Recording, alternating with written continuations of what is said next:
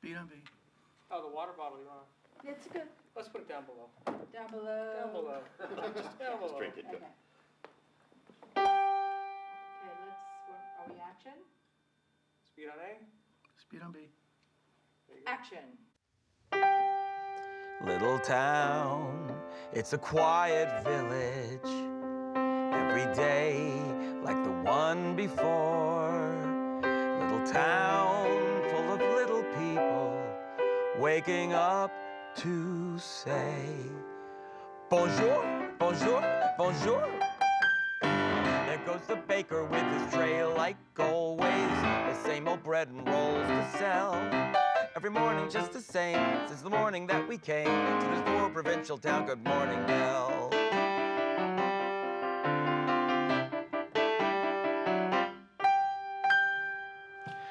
You're good at that. Oh, thanks. You should do that professionally. Well, yeah, I've thought about it occasionally. Exactly. I remember the first time I heard it, and I think you guys brought it out because Howard was so worried, and you probably were too, that we would hate it, want to start over again. But I was amazed. I wasn't worried. No, That's why well, you Howard and I knew. were very different.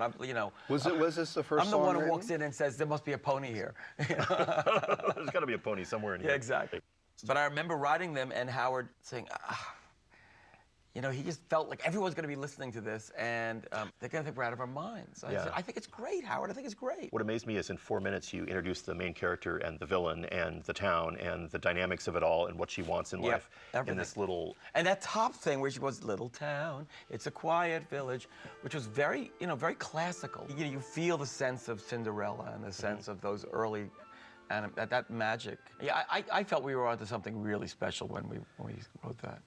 I remember we came to Fishkill, New York. This was before the song got written, and we had storyboards and showed you the idea of Belle getting up and going to market day and that kind of stuff. But it was very, very rough. And what was that process of getting to that rough idea of a girl going to market day and meeting this guy to a song?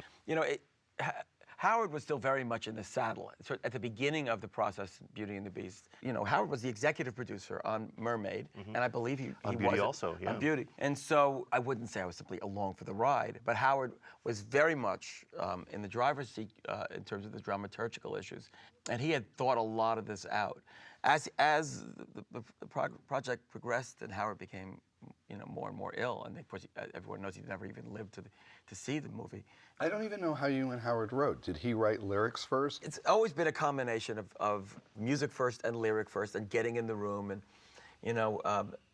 we're seeing the cottage, and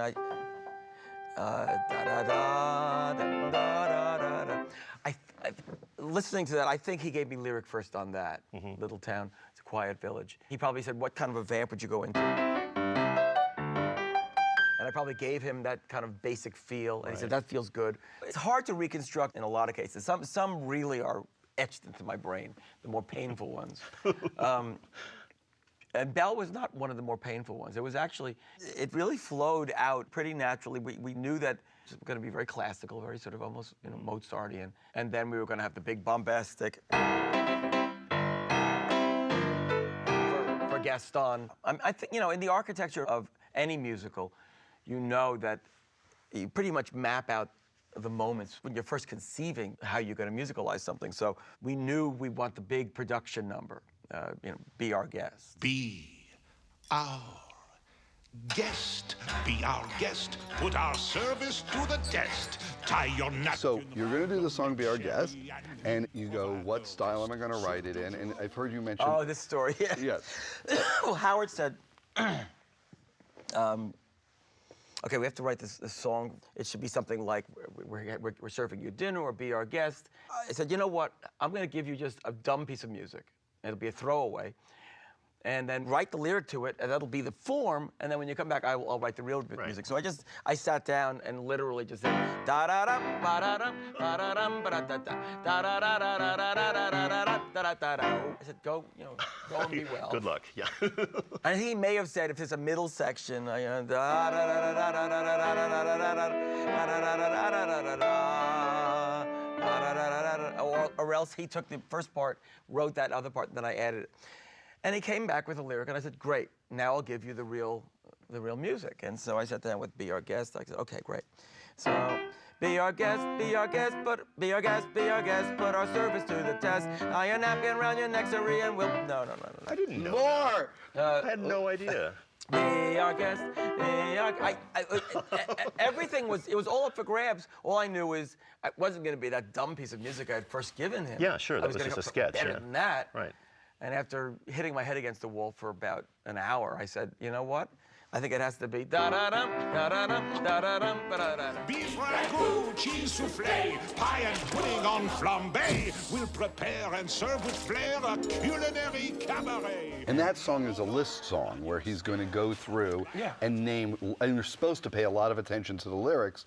And when you know you're writing a song where the lyrics are going to be really focused on the cleverness and the wordiness of them, how does it change what you're going to be You doing? want to be as out of the way of that lyric as possible. You don't want to be throwing in, I mean, listen, you want to be inventive, but your inventiveness has to come in doing an homage to a style. Which also was going against the trend of what was going on in theater at the time, where everyone wanted to be Sondheim. Right. And did you, was this... And ironically, of course, his musical vocabulary now is as much, you know, an anachronistic form as any of these are. You could easily play a Sondheim type song. Yeah. Well, actually, the closest to a Sondheimian tune was Human Again.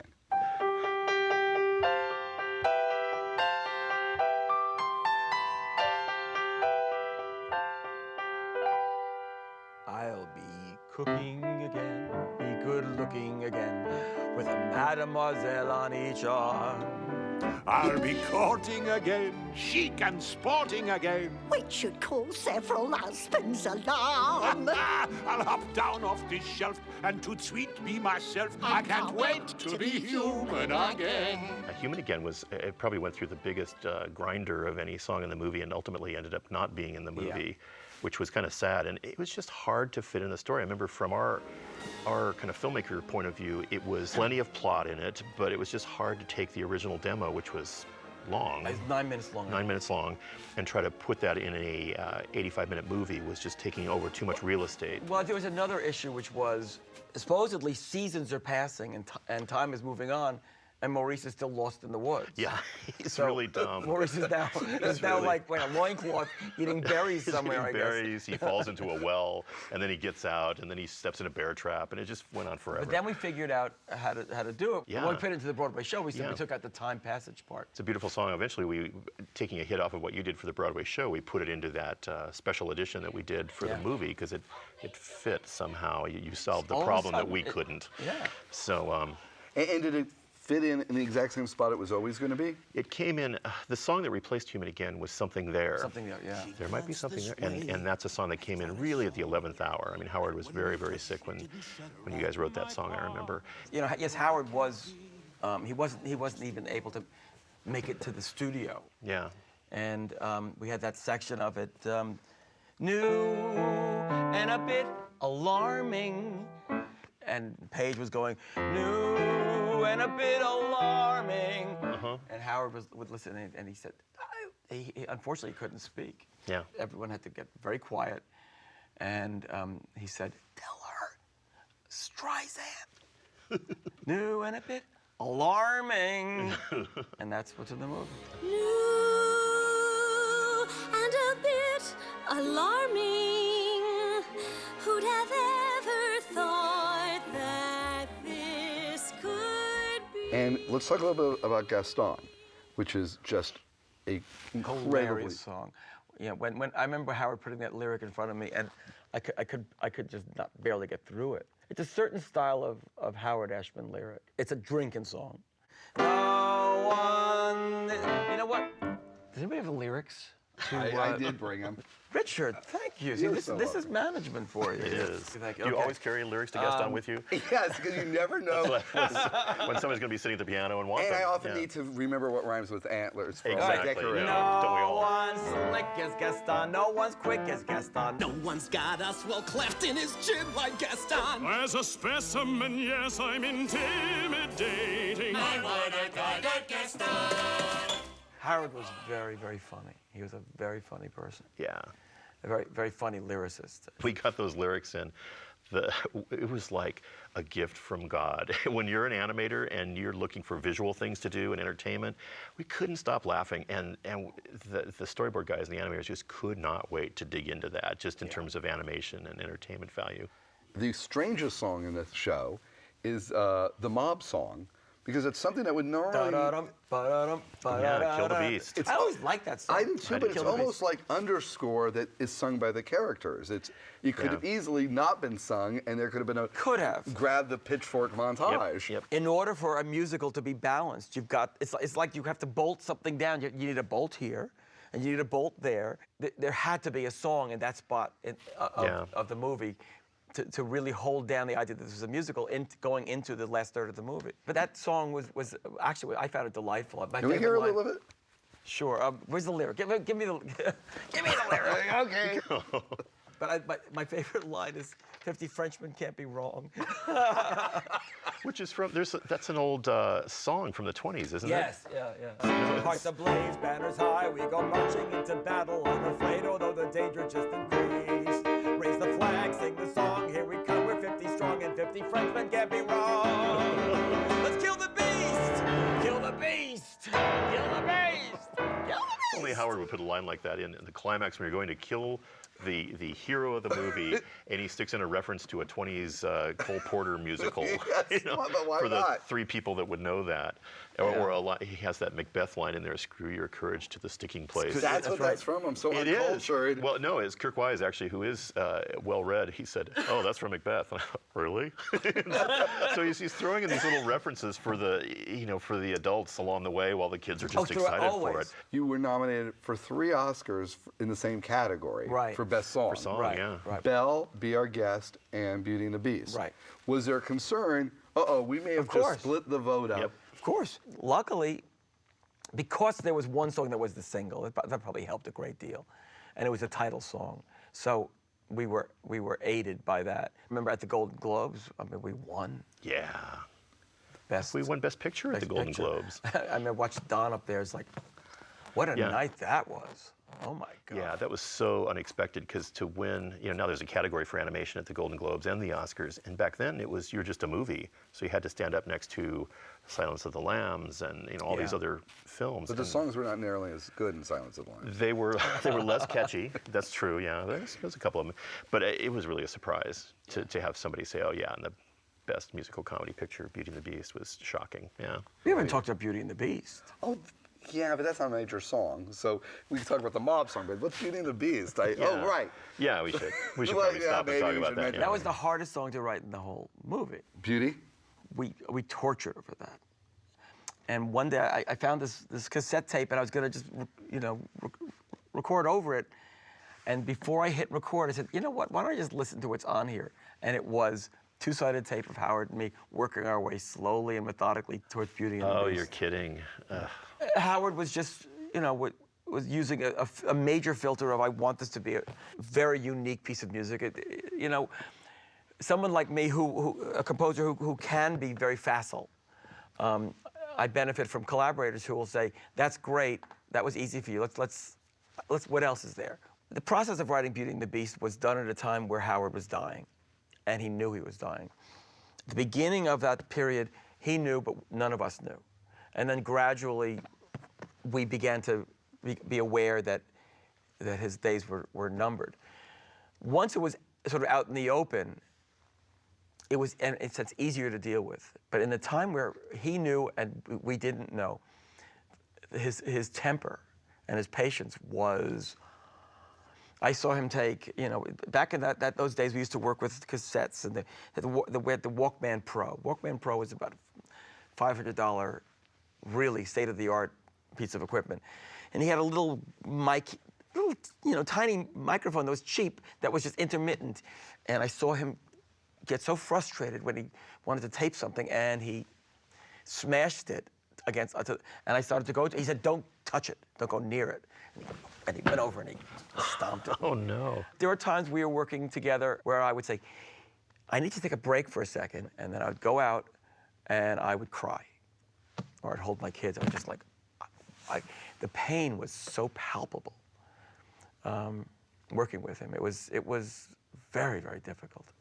it would pop out once in a while. And when it did, we thought, oh, he's just being a diva, and he's won an Oscar or something. But then we found out the truth, and it was pretty devastating. But like you said, in a sense, it was easier to deal with because we wanted to take care of him.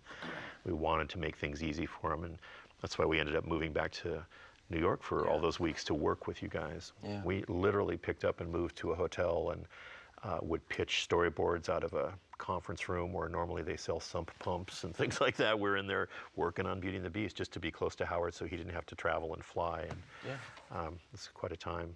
And the Beauty and the Beast song, also, not only was it a hit inside the movie with Angela's version, but then I remember Chris Montan going out to try to find singers for this song. Well, of course, the idea always was that there was going to be a pop song. And there was this new artist from Canada, Celine Dion. Right, who nobody had ever heard of Nobody before. had ever heard of, and I listened to her album, and I was absolutely blown away. And Peebo Bryson. Peebo was perfect. You know, I wasn't involved with the recording, I just heard it. And it was the first time I'd heard one of my songs turned into pop ear candy, which is an amazing experience. Because the first time you hear it, sometimes you don't know what to make of it. All you know is you want to hear it again, and again, and again, and again. But it was quite thrilling. It was a very, very, very heady time. I mean, all in that period, you know. I mean, here we had won the 2 Oscars for Little Mermaid. We had written Beauty and the Beast. 6 months before it's out, Howard passes away. I'm working also on this other project called Newsies, and literally going out to the recording session for Newsies on the day Howard dies, turn around, come back to Howard's funeral.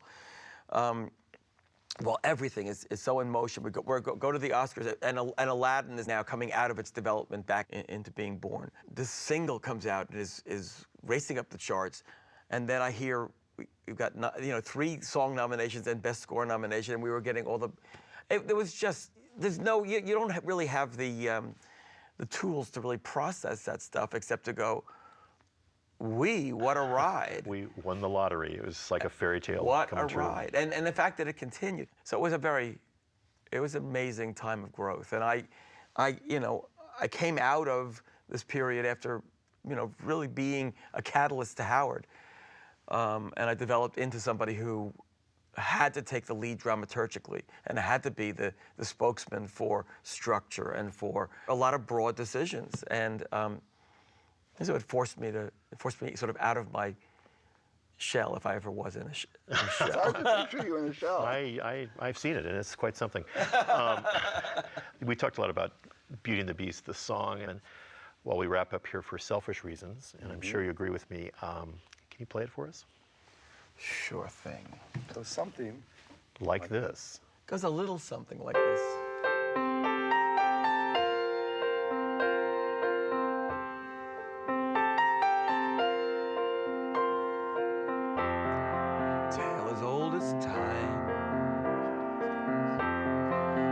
It can be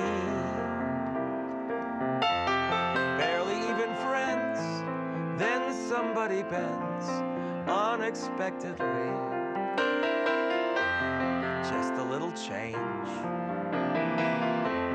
small to say the least, both a little scared, neither one prepared. Beauty and the Beast, ever just the same.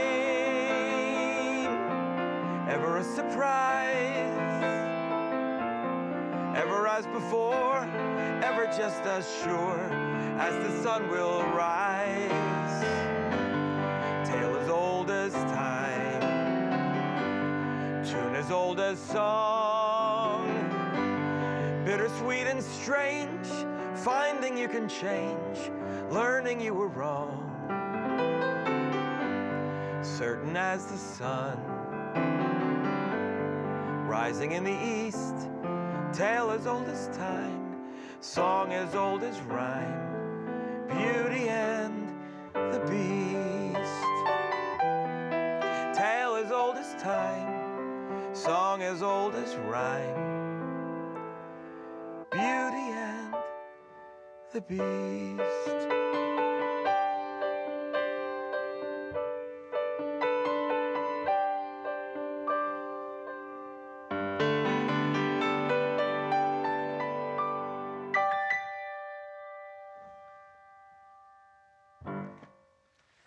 Lincoln. Thank you.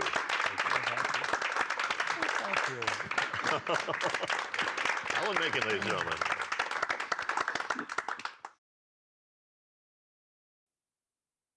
It gives me real pleasure to introduce this next segment. You're about to see the story reel that was constructed in London by Richard Purdom, Jill Purdom, the entire artistic team that went to London to begin the steps of Beauty and the Beast. It's an extraordinary achievement. There's some fantastic things about it. And we share it with you so you see where the project started and where it finished. Enjoy it. It's a real treat. Once there was a widowed merchant who had a beautiful home and many fine ships sailing the seas.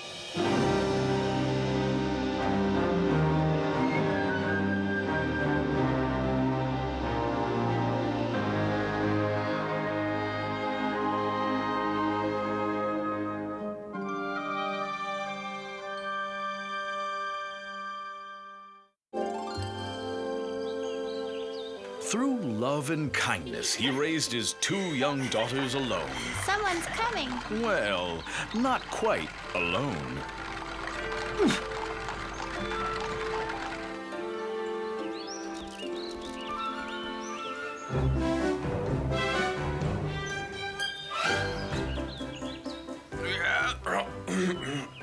I load around the back. Mom.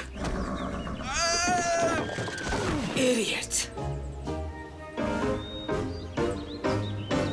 Maurice. I knew you must be lonely in that big house, brother dearest. So I'm moving in to help you with the children. Could you pay the coachman, Maurice dear? But soon after, tragedy struck. Maurice lost his ships at sea, and with them, his fortune.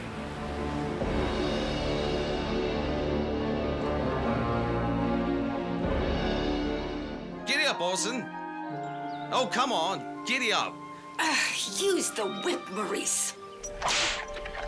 So, they began a new life in a humble cottage in the country.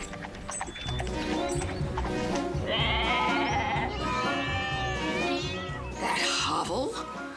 Where do you think I'm going to put all my things? Orson, steady. Whoa. Oh, look, Clarice, a kitty.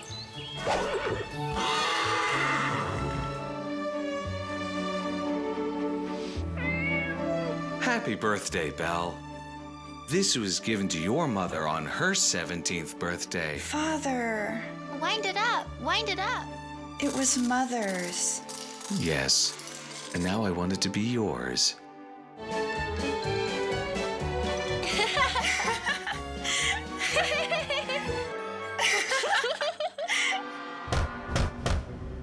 Sir, it seems as though you've forgotten something.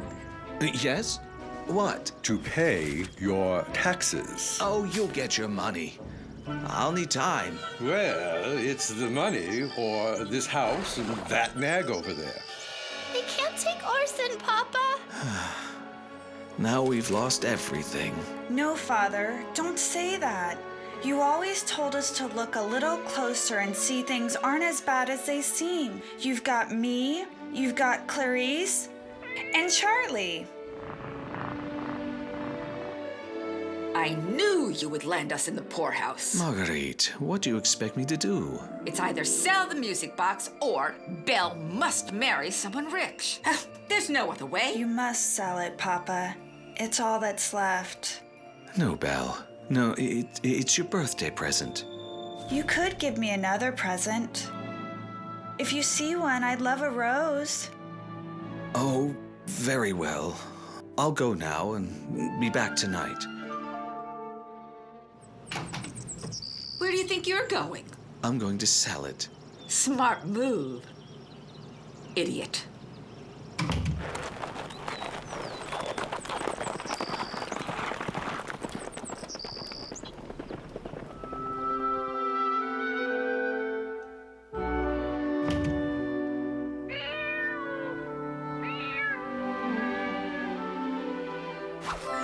Oh, we must do something about your hair. If you marry a rich suitor, we'll have servants again and live in a castle. It'll be a life of luxury. Who do you suggest, Marguerite? Gaston Legume. The Marquis again? He's very handsome and rich. He should be here any minute. Any minute? Belle's got a suitor. Clarice. Think about your father and Clarice. Aren't they entitled to a better life? And me, after all I've sacrificed for this family?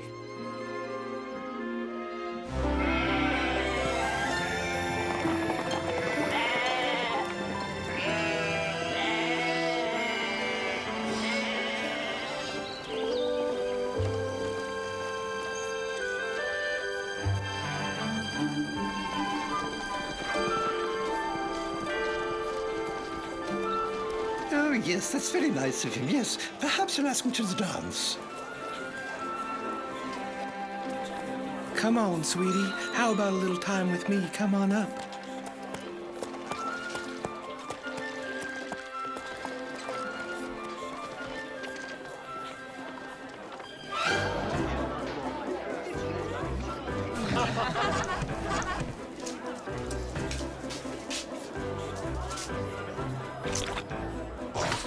Oi! Take my fish, would you? Oh, my bluebers! Save me bluebers! Steady! Orson, oh! Whoa!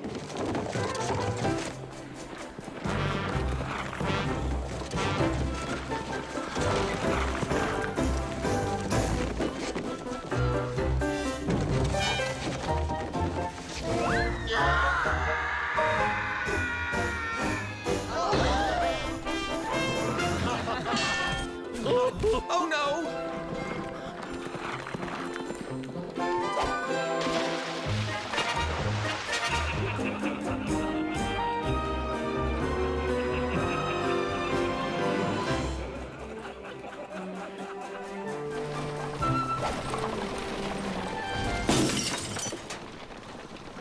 Oh no! Please. It can't be.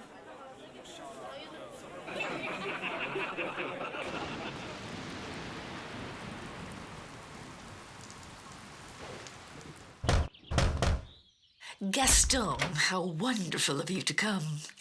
Go right in.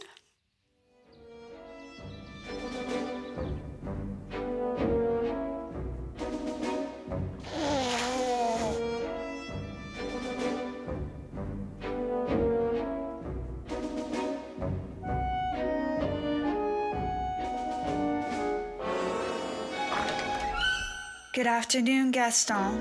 Ah, there you are. How are you today? Exhausted from all this waiting. Come, come, sit, sit, sit. I want to see something. We'll have to do something about those clothes. But a stylish wig? I'd say you were made for me.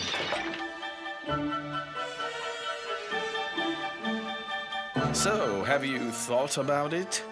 I'm very flattered, Gaston, but this is a big step. Gaston! How kind of you to come. Hello, madam. Go on, go on. And you hardly know me. Really, madam? May I have a word? My, but you look handsome today. Is that a new wig? Oh, do you like it? Oh, the color suits you. Has my niece given you an answer? Not yet. I think she's playing the coquette with me. Forgive her. She's shy around someone of such high rank and noble bearing. I understand. She needs more time. Your niece is trying my patience, madam. However, she's the only girl in the land who looks perfect on my arm. Let me speak to her. I grow tired of this game. Will you come back tomorrow? Perhaps. Isn't he handsome? Yes. But that doesn't matter. I'm not in love.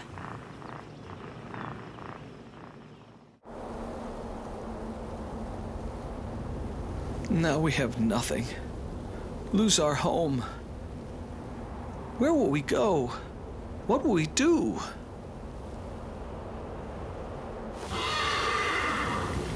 What is it, Orson?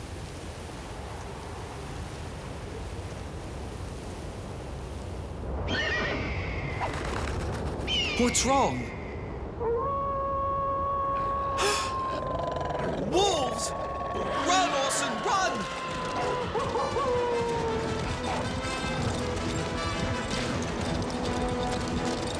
They're closing in.